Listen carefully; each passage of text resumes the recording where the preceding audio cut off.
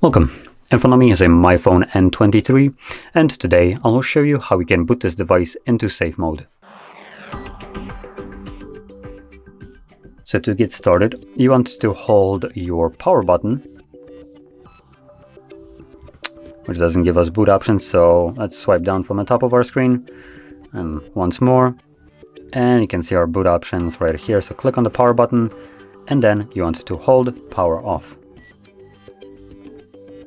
There we go.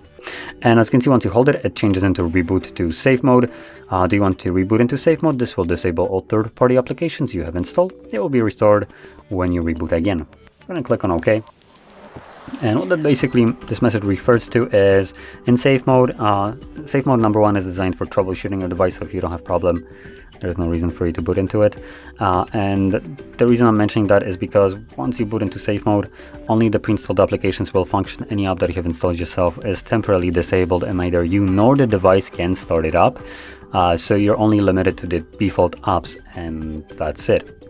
So that's why it's not a mode that you're going to be using as a kind of normal mode to run your device permanently in.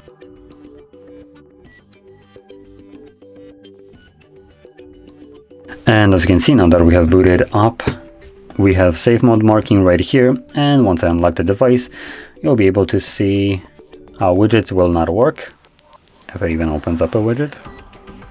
On the second page, I have a bunch of applications which will not work in this mode. As you can see, they became monochrome and transparent. So you can quickly see which applications will not work here. Now, once you're done troubleshooting your device, you can go back to the normal mode by finding the boot options again right here and then selecting a restart. When the device boots back up, it automatically goes back to the normal mode.